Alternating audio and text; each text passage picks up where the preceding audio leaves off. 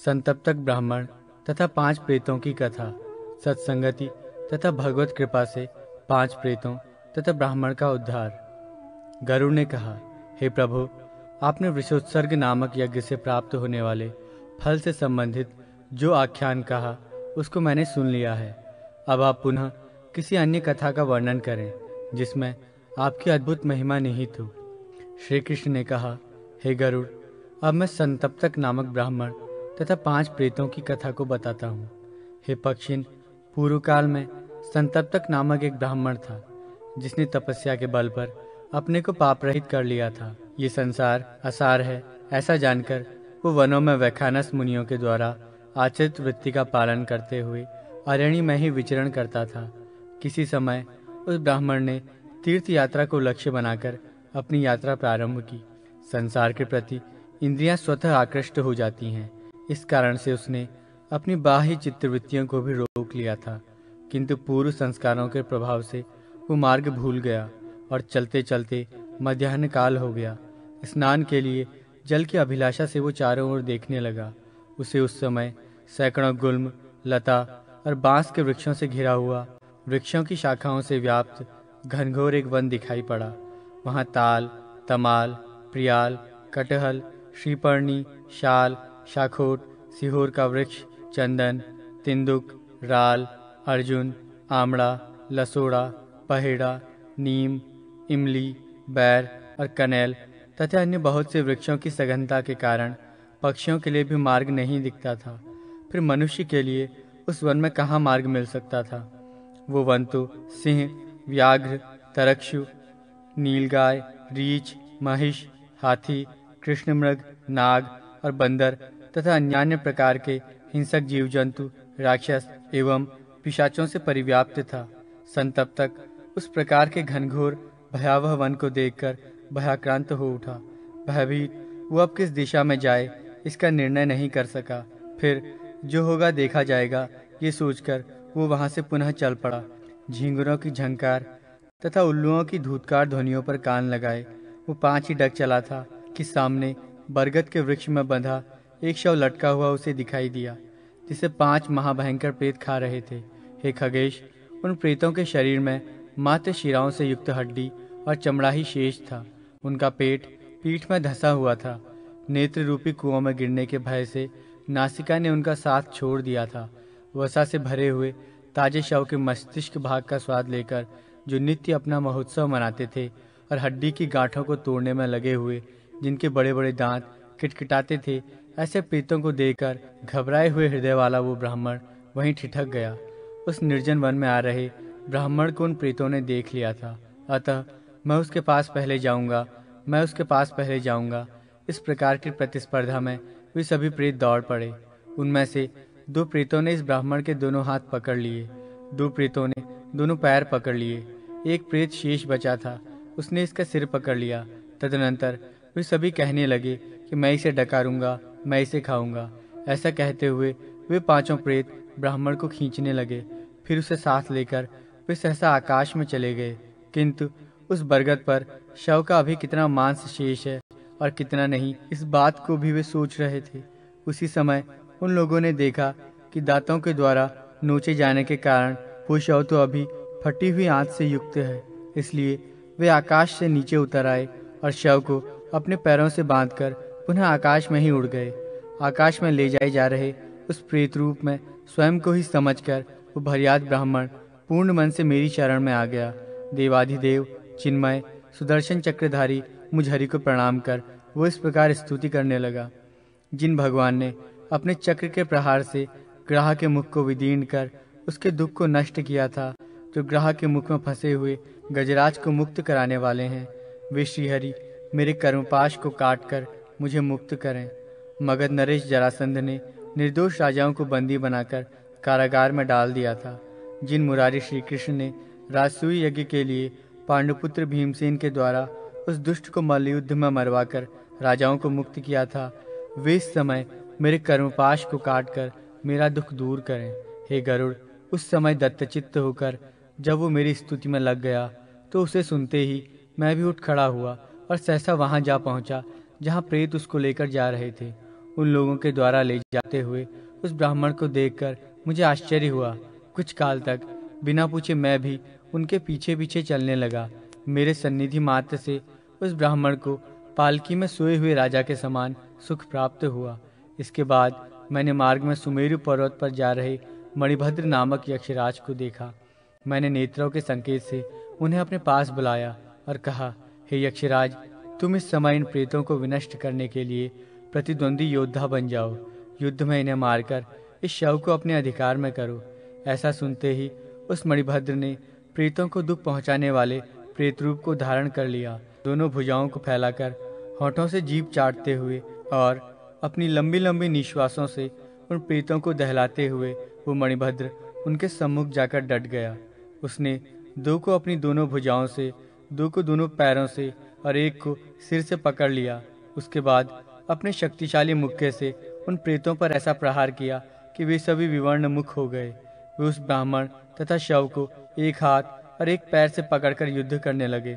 उन लोगों ने अपने नख, थप्पड़, लात एवं दांतों से उस पर प्रहार किए, पर मणिभद्र ने उनके प्रहार को विफल कर उनसे शव को ले लिया।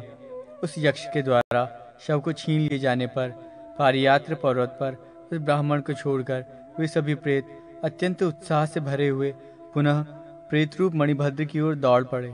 क्षणमात्र में ही उन लोगों ने वायु के समान द्रुतगामी मणिभद्र को घेर लिया, किंतु वो अदृश्य हो गया। ऐसी स्थिति देखकर हताश होकर वे प्रेत पुनः उस ब्राह्मण के पास जा पहुंचे। उस पर्वत पर पहुंचकर उन लोगों ने ब्राह्मण को ज्यों ही मारना प्रारंभ किया, त्यों ही मेरी उपस्थिति और ब्राह्मण के प्रभाव से तत्काल उनमें पूर्व जन्म की स्मृति जागृत हो उठी।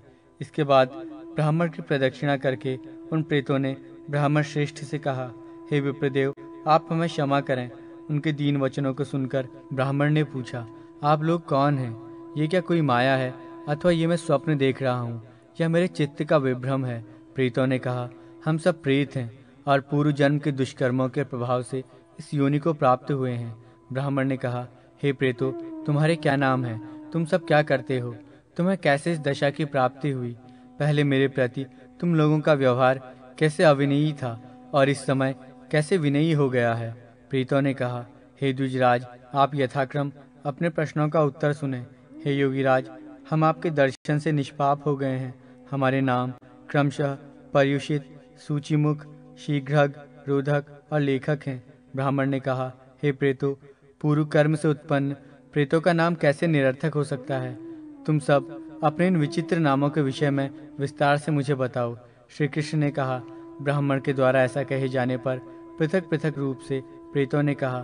पर्युषित ने कहा, किसी समय मैंने श्राद्ध के सुअवसर पर ब्राह्मण को निमंत्रित किया था।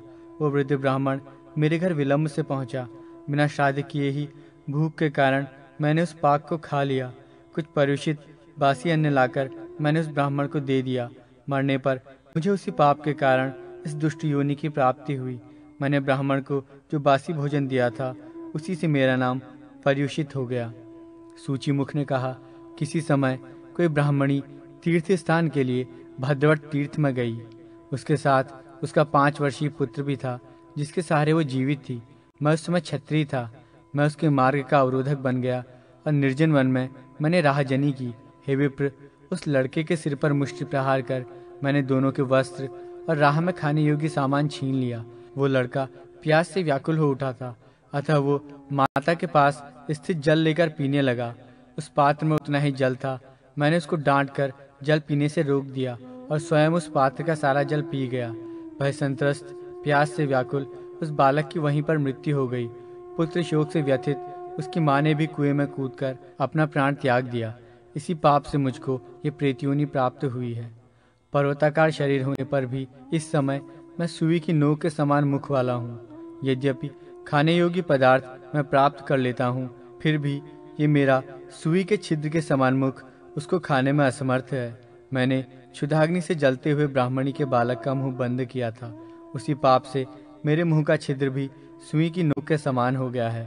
इसी कारण मैं आज सूचिमुख नाम से प्रसिद्ध हूँ। शीघ्रग ने कहा, हे विप्रवर, मैं पहले एक धनवान वैश्य था। उस जन्म में अपने मित्र के साथ व्यापार करने के लिए मैं एक दूसरे देश में जा पहुंचा। मेरे मित्र के पास बहुत धन था, अतः उस धन के प्रति मेरे मन में लोभ आ गया। अदृष्ट के विपरीत होने से वहाँ मेरा मूलधन समाप्त हो चुका था। हम दोनों ने वहाँ से निकलकर मार्ग में स्थित नदी को नाव से पार करना प्रारंभ किया। उस समय आकाश में सूर्य लाल हो गया था। राह की थकान से व्याकुल मेरा वो मित्र मेरी गोद में अपना सिर रखकर सो गया। उस समय लोभवश मेरी बुद्धि अत्यंत क्रूर हो उठी। अतः सूर्यास्त हो जाने पर गोद में सोए हुए अपने मित्र को मैंने जल प्रवाह में फेंक दिया। मेरे द्वारा नाव में किए गए उस कृत्य को अन्य लोग भी न जान सके। उस व्यक्ति के पास जो कुछ बहुमूल्य हीरे जवाहरात, मोती तथा सोने की वस्तुएं थी, वो सब लेकर मैं शीघ्र ही उस देश से अपने घर लौट आया। घर में वो सब सामान रखकर मैंने उस मित्र की पत्नी के पास जाकर कहा कि मार्ग में डाकुओं ने मेरे उस मित्र को मारकर सब सामान छीन लिया और मैं भाग आया हूँ। मैंने उससे फिर कहा कि हे पुत्रवती नारी, तुम रोना नहीं। शोक से व्यथित उस स्त्री ने तत्काल घर के बंधु बांधवों की ममता का परित्याग कर अपने प्राणों की भेंट अग्नि को यथाविधि चढ़ा दिया। उसके बाद निष्कंटक स्थिति देखकर मैं प्रसन्नचित्त अपने घर चला आया। घर आकर जब तक मेरा जीवन रहा तब तक उस धन का मैंने उपभोग किया। मित्र को नदी के जल प्रवाह में फेंककर मैं शीघ्र ही अपने घर लौट आया था। उसी पाप के कारण मुझे प्रेत योनि मिली और मेरा नाम शीघ्रग हो गया। रोधक ने कहा, हे मुनीश्वर, मैं पूर्व जन्म में शूद्र जाति का था। राजभवन से मुझे जीवन यापन के लिए उपहार में बहुत बड़े बड़े 100 गांवों का अधिकार प्राप्त था। मेरे परिवार में बूढ़े माता पिता थे और एक छोटा सगा भाई था। लोभवश मैंने शीघ्र ही अपने उस भाई को अलग कर दिया, जिसके कारण अन्न वस्त्र से रहित उस भाई को अत्यधिक दुख भोगना पड़ा। उसके दुख को देखकर मेरे माता पिता लुक छिपकर कुछ न कुछ उसको दे देते थे। जब मैंने भाई को माता पिता के द्वारा दी जा रही उस सहायता की बात विश्वस्त पुरुषों से सुनी तो एक सूने घर में माता पिता को जंजीर से रुद्ध कर दिया। कुछ दिनों के बाद दुखी उन दोनों ने विष पीकर अपनी जीवन लीला समाप्त कर ली। हे द्विज, माता पिता से रहित होकर मेरा भाई भी इधर उधर भटकने लगा। ग्राम तथा नगर में भटकता हुआ एक दिन वो भी भूख से पीड़ित होकर मर गया। हे ब्राह्मण, मरने के बाद उसी पाप के कारण मुझे प्रेत योनि मिली। माता पिता को मैंने बंदी बनाया था, इसी कारण मेरा नाम रोधक पड़ा। लेखक ने कहा, हे विप्रदेव, मैं पूर्व जन्म में उज्जैन नगर का ब्राह्मण था। वहाँ के राजा ने मेरी नियुक्ति देवालय में पुजारी के पद पर की थी।